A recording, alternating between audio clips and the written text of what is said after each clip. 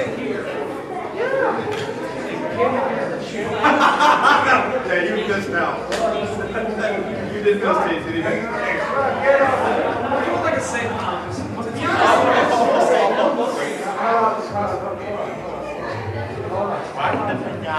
Let's see. There you go. All right. Oh my God.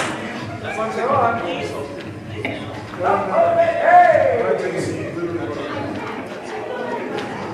Totally missed, but it fell off. All right, our roaring audience of 3, welcome to Amateur Hour. Yeah! Woo! We are all comedians, open mic vets who wanted to try and expand on our time. So here we are on the wonderful 1 a.m. So first performer up, I believe, is Seraphim.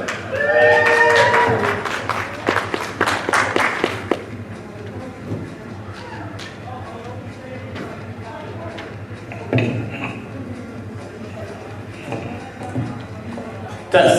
All right. So I get to be the opener. So for all the rest of the comedians out there, either you're welcome or I'm sorry. But I've been in the furry fandom for probably about 7 or 8 years, and then equally nerdy things all the way into college. I used to be an otaku, who most of you probably know. It's actually for Japanese anime. I used to do conventions, I used to watch all the anime, I used to do all that. One time in particular that I remember, we went to OhioCon. It's a convention in Ohio. We were driving back, and at the time I was really into cosplay, which I know, shocker, but bear with me. It was true. I did like doing costumes. I actually had 2 that I made myself. The first was Inuyasha, very popular character. You had the red kimono and the white wig and the dog ears and the necklace. Typical Japanese demon. And then I had Koga, who had like a fur skirt and a tail and armor, and he's basically what you'd think a furry hooker would look like.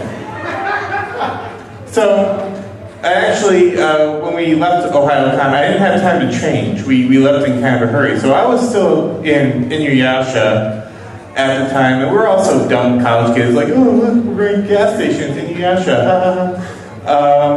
But I ended up falling asleep. I was exhausted. It was a whole weekend of doing anime stuff. And when I woke up again, I thought we were home. But we were not. We were going to get gas. And I looked around the area, and warning bells were starting to go off in my mind. The first indicator being, and this is pretty typical for most places, if it looks like the setting in a Grand Theft Auto game, it probably has the same amount of violence in a Grand Theft Auto game. They don't put rebar and boards on windows for aesthetics. They don't look at a neighbor's house like, Cheryl, they got the 2016 rebar in their windows. No, it's usually there for protection. The second indicator that I saw, we all have our bad neighborhood indicators. We've all seen movies and video games. They're typically pawn shops, liquor stores, check cashing places, bail bonds. If you see one, that's fine. When you see all 4 on the same street, then you know you might have a problem. I saw 2 in the same building. It was the liquor store and the bail bonds, which makes sense. Because either way, you're going to be kind of sad when you leave. I would put in pawn shop then, because you're already making probably pretty terrible decisions in life. You're probably going to make another one at the liquor store. Just catch them right there. The third indicator was not seen by me, but by a friend of mine who had gone in with our driver to pay for the gas, because shockingly in this area, they wouldn't let you pay at the pump. And we asked, hey, what's going on? And he goes, well, we're trying to get the gas. It's very hard to understand the guy, though, through all the bulletproof glass. And I was like, great. Can I go with it? It turns out that our dumbass driver had decided that Southside Chicago would be the best place to get gas at 3 in the morning. So it is the middle of the night. We are 5 white college students, and one of us is in a bright red kimono with a white-haired wig and dog ears and the whole shebang. I was a little nervous. So as I'm contemplating how I'm going to haunt this place as a ghost, we had 5, let's just call them gentlemen. They were very nice, and their guns were very shiny. And they approached us, and I thought, well, okay, thank God I don't have my wallet. It's going to take them a little while to get it. And they come up to us, and I will never forget what one of them said to us. It's always going to stick in my mind. He goes, "Damn, man, what you wearing?" So I'm explaining to him, I'm a fictional character in a Japanese cartoon show, and they're interested. I feel like I'm Scheherazade on 1001 Nights. Like if I can cliffhanger anime until we get our dumbass driver out of the gas station, we might live.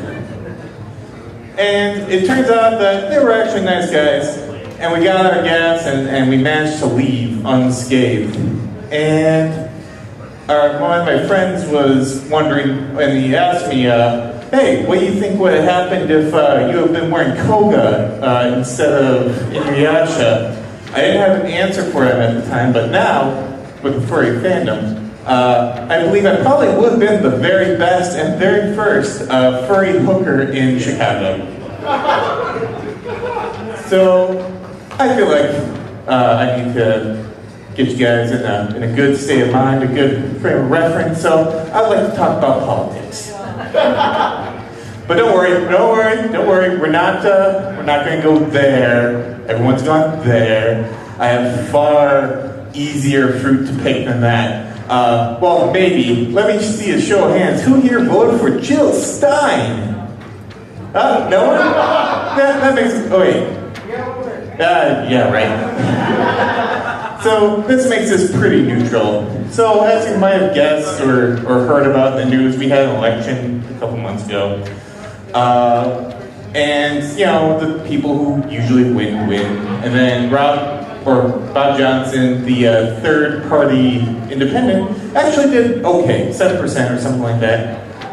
But what news reporters missed, and what I thought was hilarious, was that in 4th place was none of the above or other.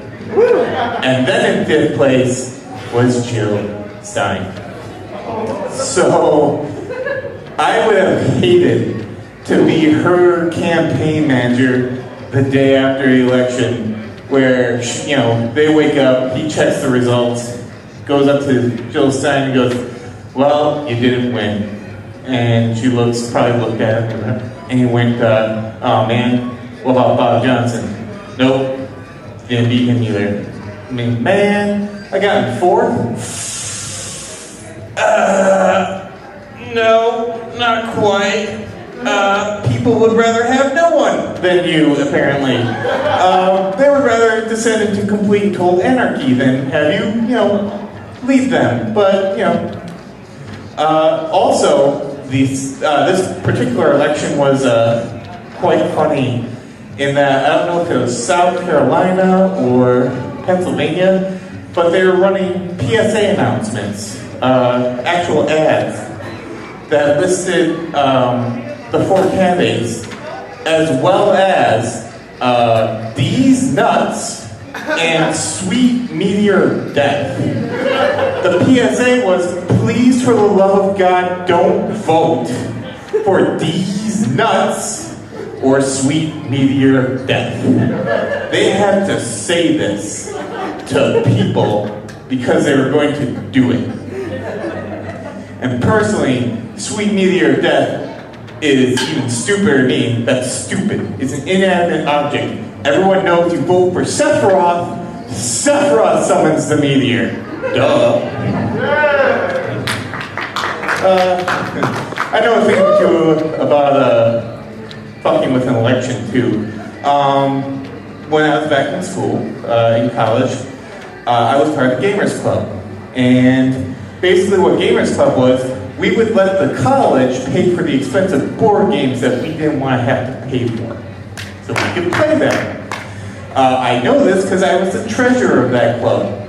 And I saw the finances. And strangely enough, they gave me like everything I ever wanted for board games, which was weird. It's probably why at the end of my college career, I was the treasurer of 6 different clubs. I actually hold the record there for most of my clubs. They just give me money for shit. I don't know if it's my face or whatever. But about the second or third year, we had come up with this mascot, Bob D. Wizard. He was a wizard, naturally, and the club president and I were talking, it's like, we need a way to promote our event, or to promote our club. And we thought, hey, student elections are coming up. Let's have Bob T. Wizard run for student president. So we did. We had this lovely campaign. We actually had a guy dressed up as Bob T. Wizard and like, vote for me. And we're like, haha, isn't this funny? 13% of the school didn't think so, because they voted for him. It was enough that it completely fucked with the entire election of the student council president. They needed 33%. No one got 33% because Bob T. Wizard took too many of the votes. People voted for a fictional wizard.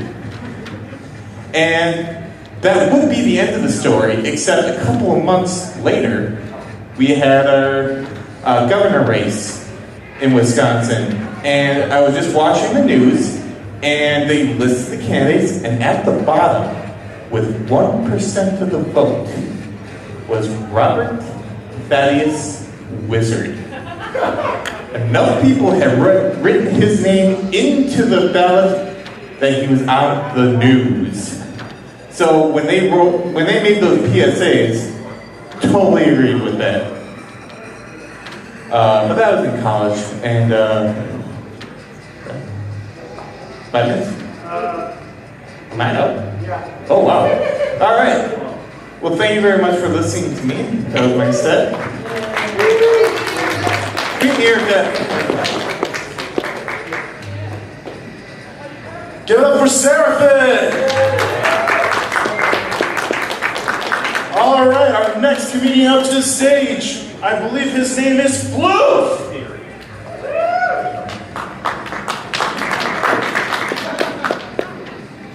Good evening, ladies and gentlemen. I am the Floof Electric, and the fact that I was born in 1993 means I should not even be here for this statement. I can't really say that I'm much of a furry these days, mostly because, well, I don't have quite the alcohol addiction that I see most of the people around here. What? Hear me? But I do enjoy a lot of the things that furry culture kind of been built upon. Like, I love old classic Disney films, even some of the newer ones from the 90s. A Goofy movie. Fantastic movie. All the songs in it completely perfect for the relationship of a father and son bond, especially going on the open road. Oh my God. Do you lead a break from Waterloo? Yes! Do you walk to serve that weary load? Beautiful, beautiful. Not my singing, obviously, but, well, I wasn't karaoke, obviously. But I had a terrible, terrible thought while I constantly sing these songs while I'm at work to myself, who, when bored at work, will also come up with terrible, terrible ideas. And I made the connection, and by the way, people, just as a note, the thing I'm going to mention it took place in 1998, and the movie happened in 1994, 4 years before it, but I have to apologize. I did the most terrible thing. I connected Max's Day After Today song, possibly linking it to the Columbine shooting. Oh boy! But, just, here we are. When you actually listen to some of the lyrics from the song, nowadays I can't help it, but I think of Max in his bedroom, singing these lyrics to himself with the sunglasses, the backwards hat, and the long black leather trench coat, while setting up the weapons in his room, ready to go back to high school, just singing this stuff to himself. They've been laughing since I can remember, but they're not gonna laugh anymore. No more Maxie the Geek, no more Goof of the Week like before. Awful, awful thought process, right? What the fuck is wrong with you, Flu? And I just continued on with it for whatever reason. More of the lyrics popped into my head. Even the scene where he's viewing Roxanne from afar, admiring from a distance, possibly through the scope of a high-powered rifle.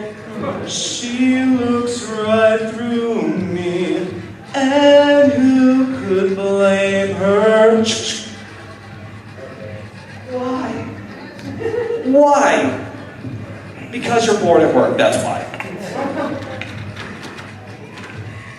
Although, it's not just my stupidity that I have to deal with, especially in Fort Wayne, Indiana, where I am not from, luckily.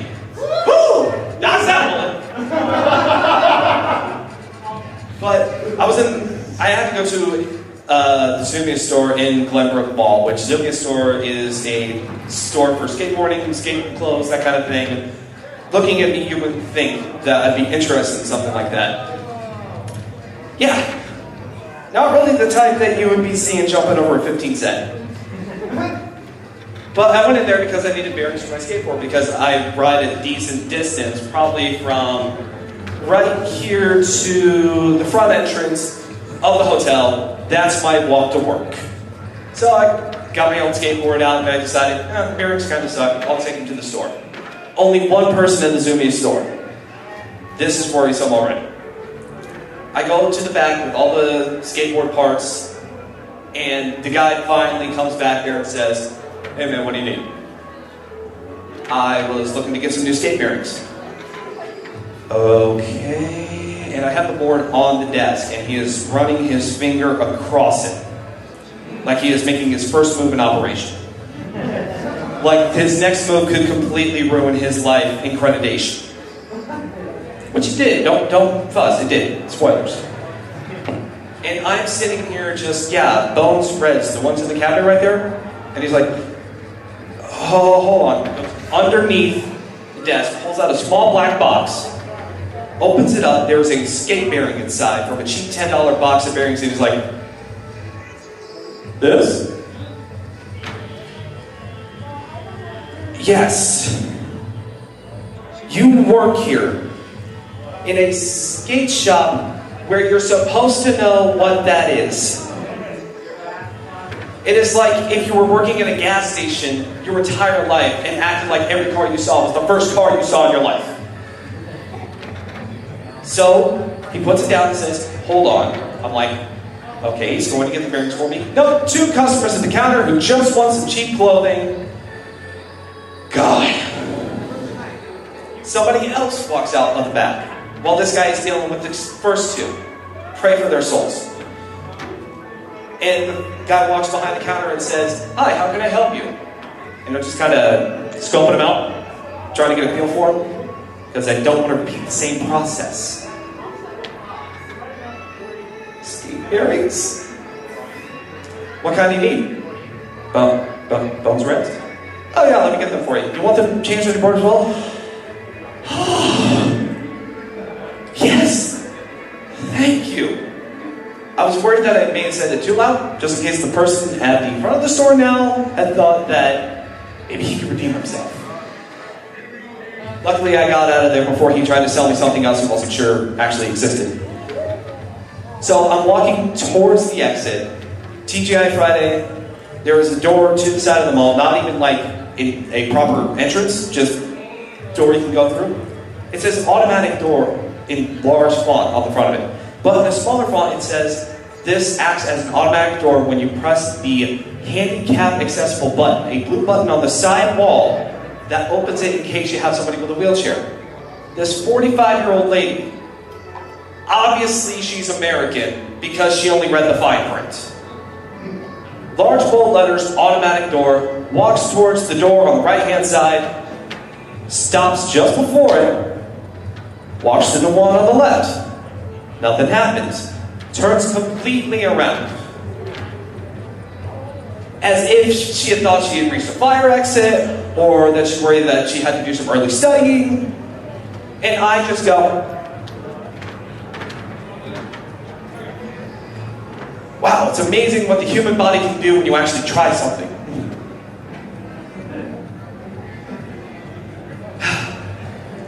If I had to work in a town like that, where anybody can drive a car, reproduce, and try to sell you skateboard wheels. And at work, I have a tendency to also be a bit flinchy as well, which I feel kind of weird at times. I don't know what it is. Sometimes I don't like the idea of somebody accidentally touching me. Just even if it's like a scrape on the shoulder, I just want to crawl up into the fetal position, just wait for the police to arrive. So at work, if I'm like walking towards somebody and they get right up next to me, I'm just kind of like, okay, crisis avoided. Nobody's getting sued. But when you get to a furry convention, it's in the middle of it, at a workplace, it's kind of funny, just as a joke, but when you get to a furry convention, it's half, hey, these people notice I'm flinching. That's cool, they understand what weird is. And the other half just don't seem to grasp the concept and say, oh, somebody said, let me give them a hug. No, that's okay, I'm fine. Seriously, I'm fine, stop yelling. And that is my set.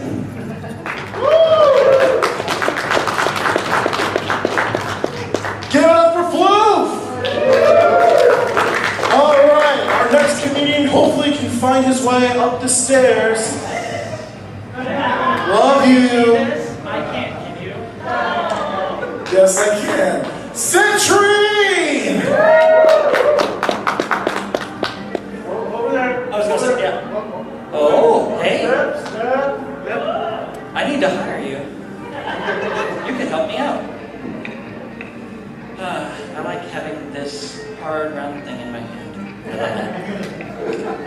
Anyway, so we're going to divert away from sex jokes for a minute. So, for those of you who don't know, and I'm pretty sure most of you do, I am legally blind. So, I'm going to lay this down for a minute, because I like moving around on stage.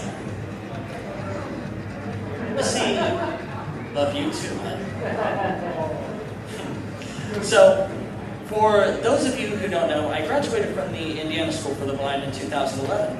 And it's very interesting going to the blind school because people tend to think, well, you know, they're just blind people. They're going to just read Braille and work in IT and flip off people who learn cursive. We do more than that.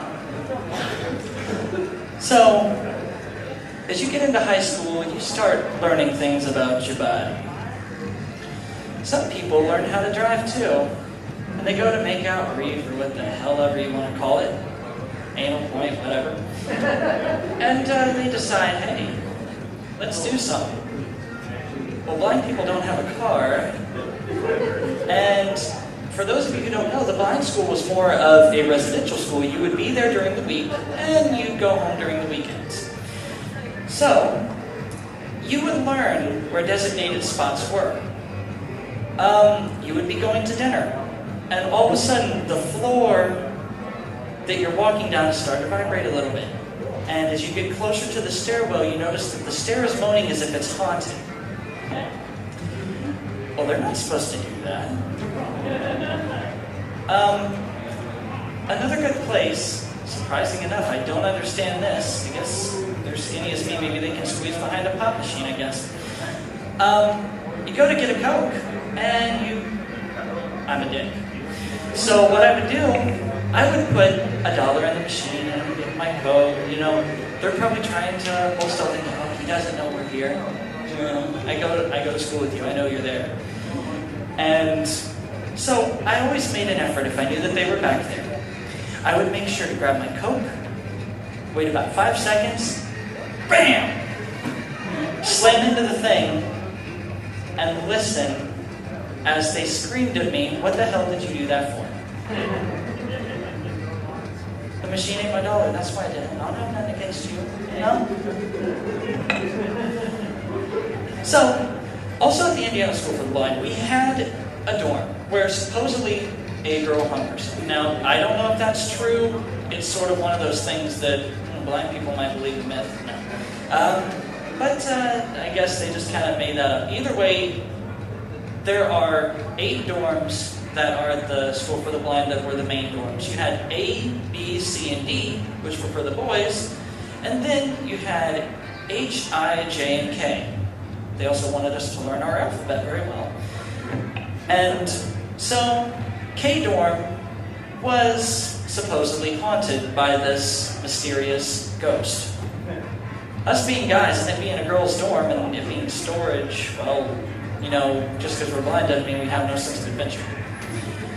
So we decided to go up there, me and a few friends of mine. Get up there, coincidentally at about dark, how the hell were we to know?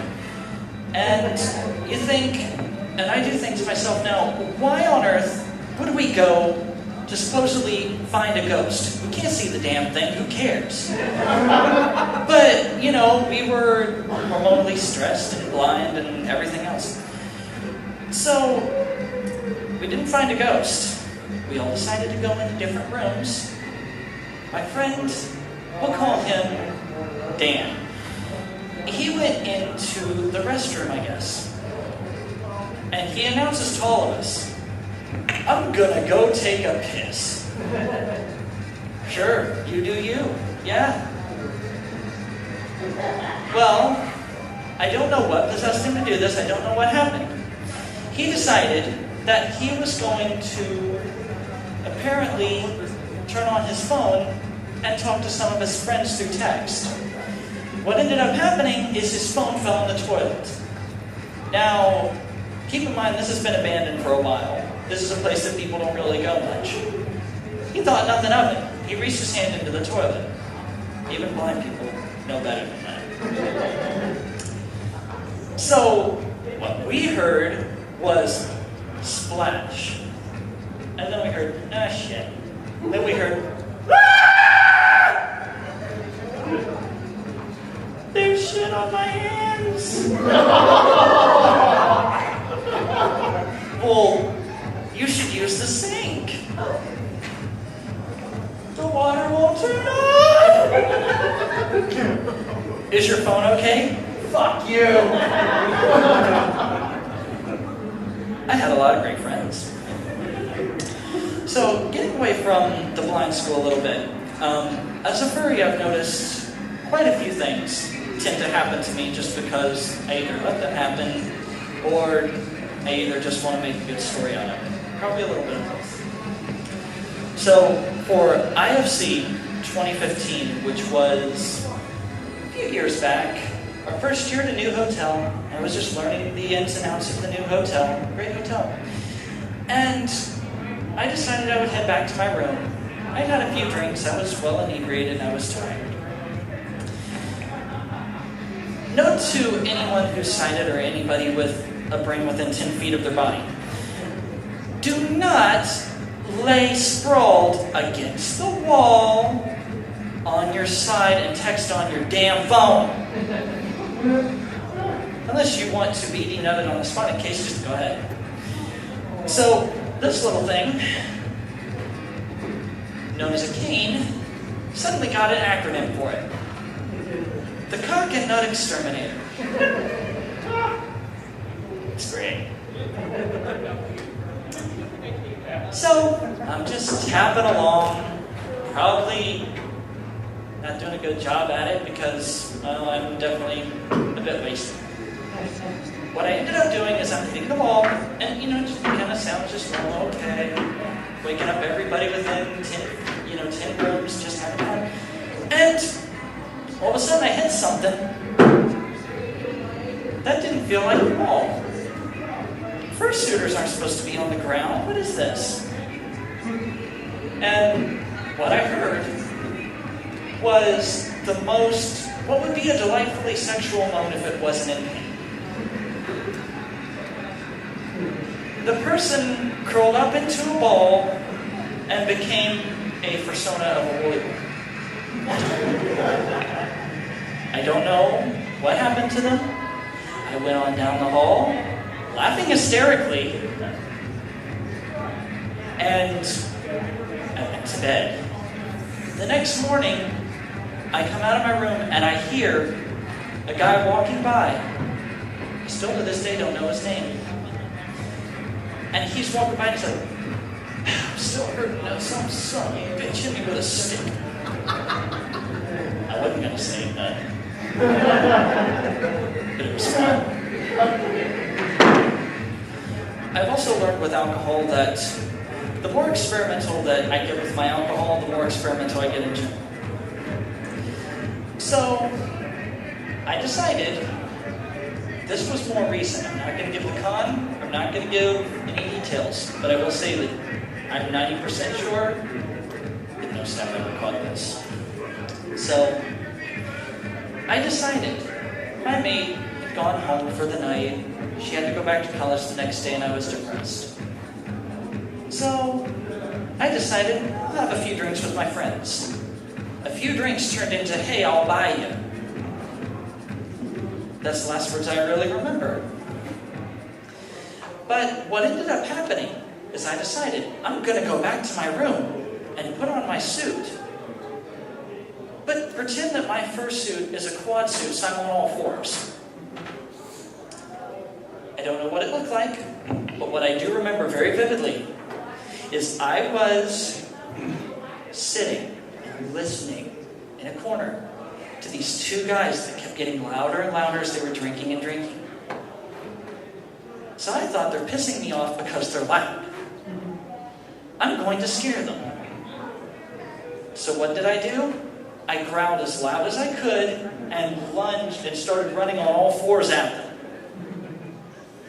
What they did was both hilarious and entertaining. Suddenly there were drinks spilled on the floor, and they ran. They go around the corner. I keep chasing. And what I ended up doing, I chased them all the way to their room. I was tired, didn't want to move, so I took my head off, laid down, passed out, and I woke up, and it was morning, and they opened their door, screamed, and slammed the door back. I don't know who they were. Furcons are really great. I see you standing, Poker. Is my time almost up? Pretty much. Alright. Well, thanks so much, guys. That's been my set. I hope you enjoyed seeing me, because I will see you.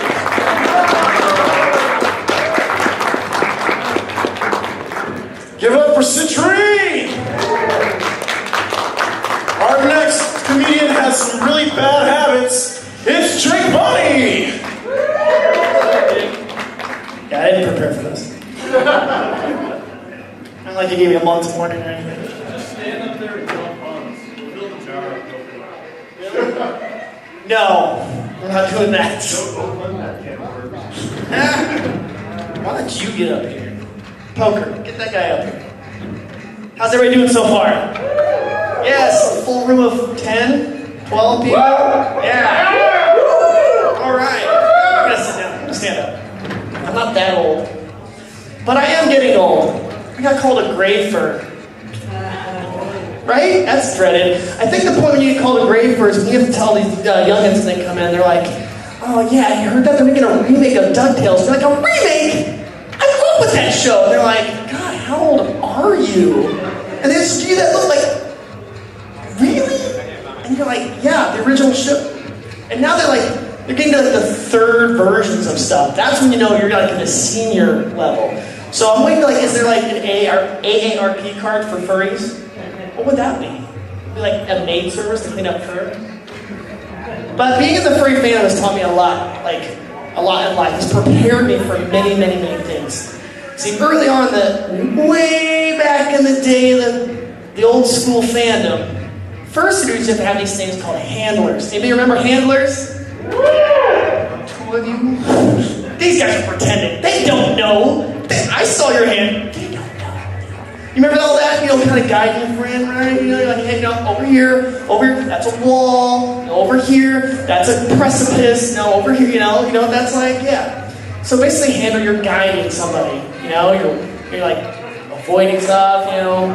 And that got me as a skill set because I am now a father. And I'll tell you what, drunk fursuiters are much like 3-year-old toddlers. They're bouncing into walls. You're like, Caden, come here. Caden, come here. No, give me your hand. Come on, cross the street, let's go. Same thing. You got your first-seater friends, come on. Drunk as hell. Just walk straight. No, this to your left. Don't give me your paw. Come on, let's go.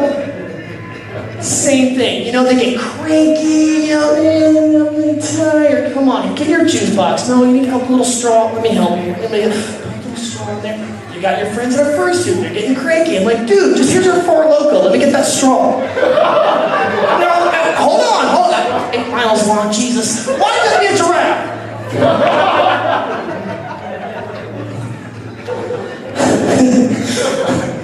That was pretty bad. So if you also know my background, so I used to be a professional race car driver. Yeah. Woo! I drove a Miata and a Neon. Woo! But when you get older, right? When you're younger, you're like, sports cars, yeah! Then you have these things called friends for a little bit, and you're like, I don't have another seats. No! So then you get kind of excited for anything that has more than 2 seats. But then when you get my age, the gray fur. Remember, you're not leaving that, the gray fur. You gotta get the dreaded minivan. Minivan! They have race fans. What was that? They have race fans. Have you seen the Kishimoto Odyssey? I know some people from Kishimoto. But they don't use it. Have you seen that? Do you want people to live through that? Carbon monoxide, man. Anybody here driving a minivan? Yeah, none of you want to admit it. None of you want to admit it. I feel don't lie to me. It sucks. ST? Yes. Yeah. They're getting there. So I had to get a minivan. I had to rent a minivan, and that horror. Oh, let's talk about enterprise. Yes, I would like a sedan. What do you get? A minivan. They don't understand. Car, van. You get a car, you ask for a car, you get a box truck. I'm like, what? I'm moving my child, not the Goodyear blimp. So I get the minivan. I'm thinking, oh man, it's that time, dude. I'm in that age. Gotta do the minivan. I'm gonna tell you what, dude. Minivan's dope. First of all, if you don't like somebody, put them in the back. DVD players, headphones. Plus, if you got drunk fursuiter friends, Rocket League, Xbox, DVD, you won't know anybody's back there. You know, if you need a long-term con, they're gone to the world.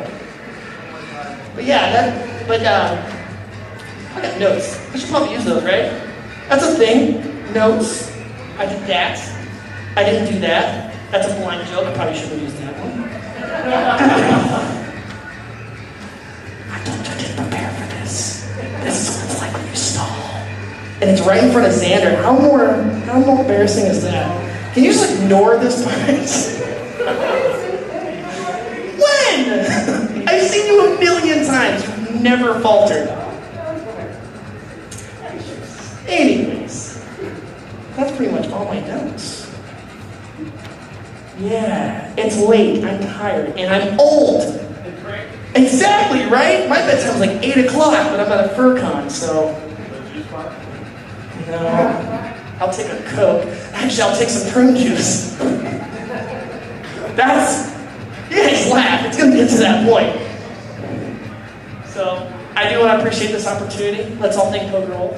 That's your intro, that's your wink, I'm done installing. Yeah. Fill it up. Fill in. Thanks, guys. Thank you for the opportunity. It's always hard to get up here. If you ever want to try it, seriously, talk to Xander. This is a lot of fun. It's a lot of hard. It's hard to get up here and talk to people, as you can tell. It's nerve-wracking. Try it out, though. It's fun. Ladies and gentlemen, Jake Bunny. So before I start my set, I have to make a confession. Most of my set tonight is nothing but storytelling, so this suit jacket isn't just going to do the job. Just give me one moment, I'll be right back.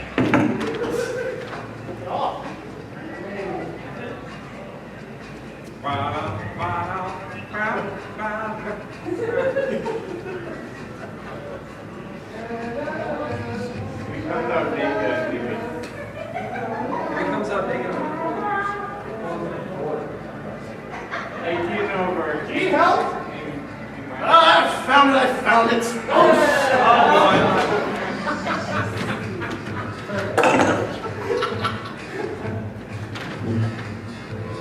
I need a glass.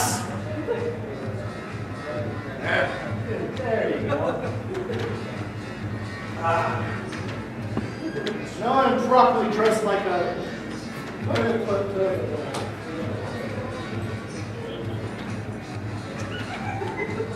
who wants to hear a drug story? So, first ever experiencing drugs starts off in the most unusual of places, the trip home from Anthrocon. Kind of weird, right? So, you know, Anthrocon, I was gone for the weekend, so I had a friend staying in my apartment, eating all of my food and feeding my fish, and hopefully not in the reverse order of that.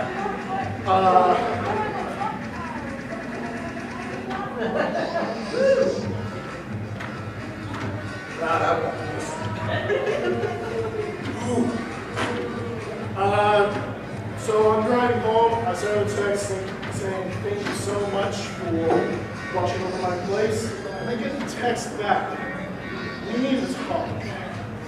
Now my mind always goes to the worst case scenario first. So right away I'm thinking, oh no.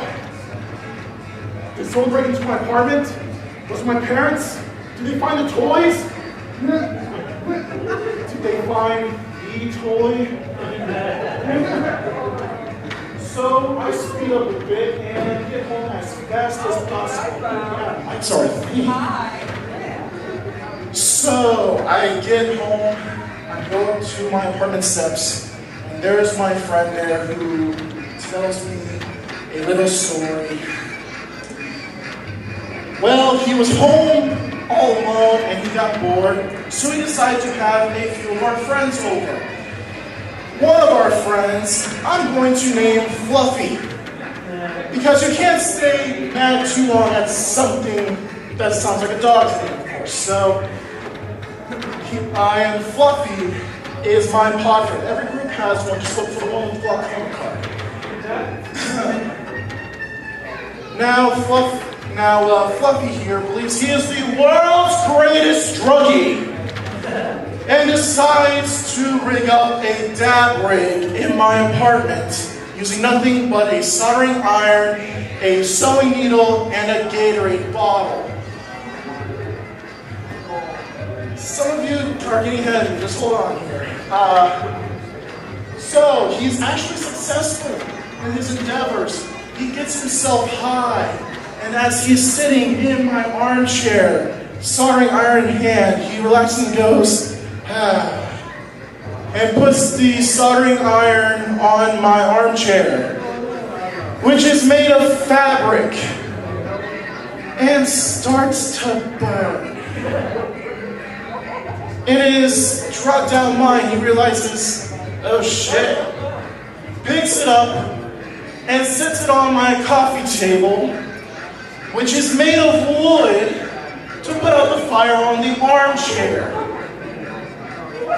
Because wood is flammable, that starts to burn. He realizes, oh shit, and picks it up off of that and sets it on my carpet, which is carpet! Hashtag carpet's carpet! We made it. My friend then realizes that's not supposed to happen. Grabs a cup of Hawaiian Punch and dumps it over the soldering iron and onto my formerly white carpet. I asked him if he's still in there, and he is. So I go inside, grab him and rub his nose and everything, because he's been a bad dog, bad fluffy. But after that, we had a little conversation that basically came down to he owed me one. So fast forward a few months, it's now near finals time. And I'm getting stressed out, and I got a friend who's just about to graduate college. And he comes up to me and tells me, Oker, I have done everything someone can do in college except try pot. I have a friend who owes me one. Let me call him up. So I decided to join him on this endeavor because I have never done it either. I wanted to try this experience out. It's not college unless you do something stupid. So we decided to prepare beforehand. So we get about $200 worth of chippies, donuts, but we didn't want to look like stoners, so we also grabbed a couple bags of lettuce and carrots, which was weird. So we start the party up, we start to get high. Well, I smoke a bowl, and I don't feel a thing. I'm thinking, man, this is bullshit. Man, this is supposed to relax me, I'm not feeling a thing, and why are all the chips gone? Apparently, I ate 5 bags of chips, 2 boxes of donuts, and all the carrots. They decided that I had had enough and dragged me by my arms into my bedroom and threw me into my bedroom. Now this is around finals time, and when I get stressed, I don't sleep well. So around finals time, I will take some sleep medication. And because I was not thinking clearly, while high, I decided to take some sleeping medication. Side effects are weird. I don't remember any of this, but apparently I stripped off all my clothes and barged back out there looking for a pair of scissors because my upstairs neighbors needed to trim their nose hairs. I don't remember any of this.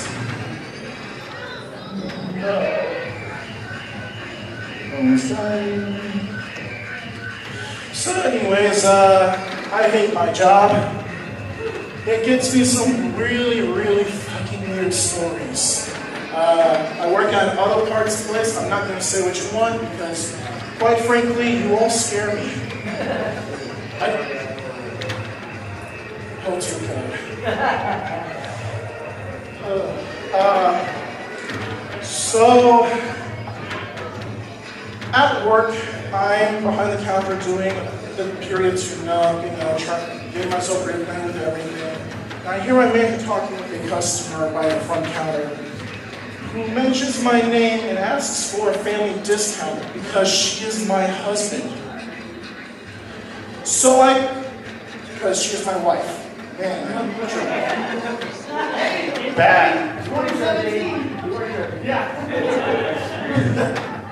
So I got.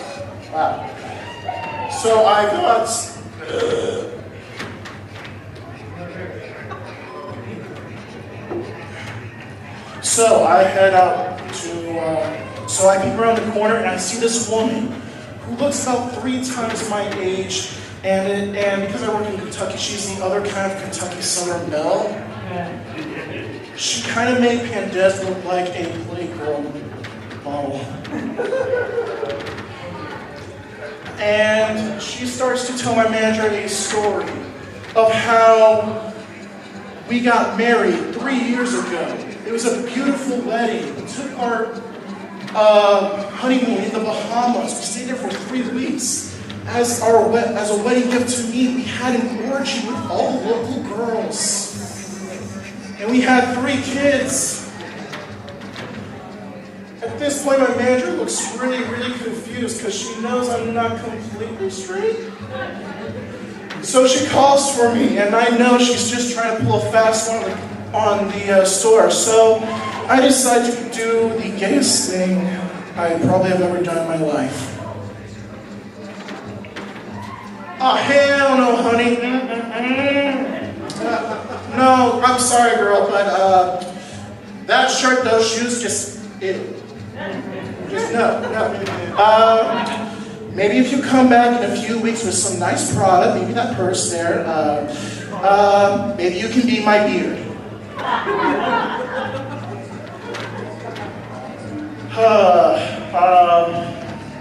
We're running out of time, so I'll just end tonight's set with a story of hope. We had a customer come in wanting her check engine light red because it was running really weird. So I plug in my code reader and out comes a list of about 25 trouble codes, which for those of you who don't know what that means get the hell out of my parking lot, get to a shop, your car is a piece of shit. So I tell her this, she tries to start it up, no go.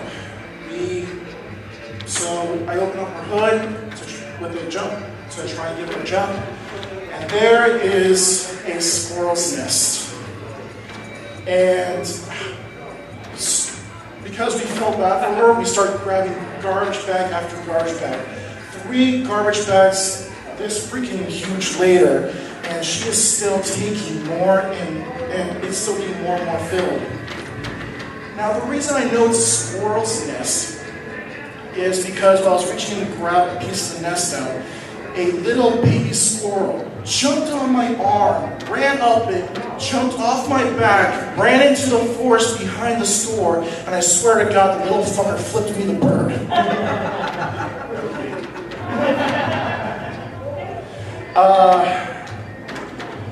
So that little baby fucking squirrel survived a road trip down the highway, chewed through this woman's entire electrical system, survived getting its nest disturbed, and got away scot-free. So if that little baby squirrel can survive that, maybe, just maybe, we can survive the next 4 years. Guys, my name is the Poker Wolf. Thank you very much to Seraphin, Fluke, Citrine, and Jake.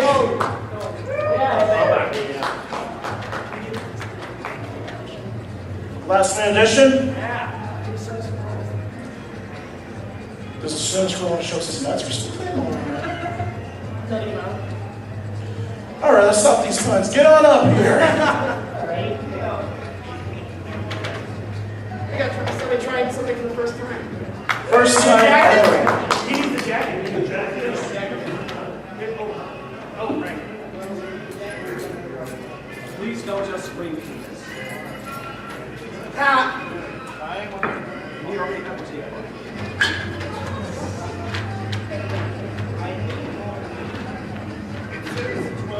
12 a.m. to 11:59 p.m. That's probably going to be over more or less. Don't forget all your stuff.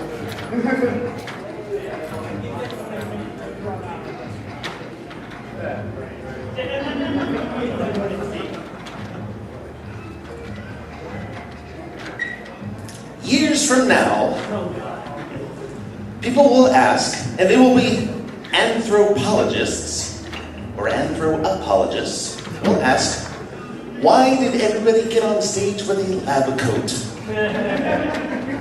Because of a drunken roach. Because of a drunken roach. Okay, I actually have no need to wear this lab coat. It makes me feel really kind of weird for some reason. Like I just feel like Kage's gonna walk in at any moment and everything's gonna go horribly wrong. So I was just in Texas like for about 3 years last month, and it felt that way, other than the barbecue. But it just got old, and I was, there's country music, and then there's like the cattle station, where like they just announced the price of cattle. So, and I'm not joking. I'm driving through this little tiny town, and the only thing going on is like, and now, Bob, let's that's enough of the cattle report. Let's go to the goats and sheep. And I just thought, boy, do I have a crowd for this one? But I was just driving through this middle of nowhere place. The only station is this. There is nothing going on in this town. And I'm like, get me the hell out of here as quickly as possible. Although barbecue, I'm willing to stay. And then I just started thinking, like, you know, some of these songs out there. She's gone country, look at that tooth. That's, you know, these are the things that come to mind.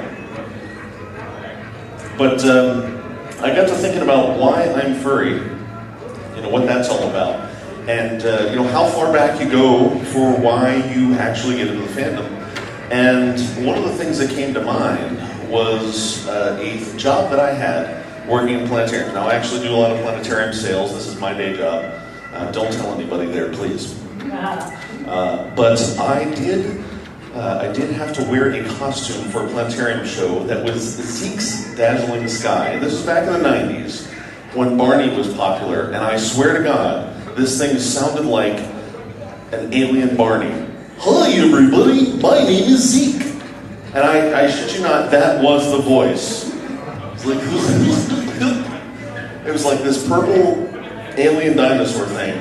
And it was a costume that I had to wear. You get into this costume, the first thing you want to do is run all over the damn place for, like, you know, it's an amazing time. You just want to, you know, have fun with the kids, and it's going to be great.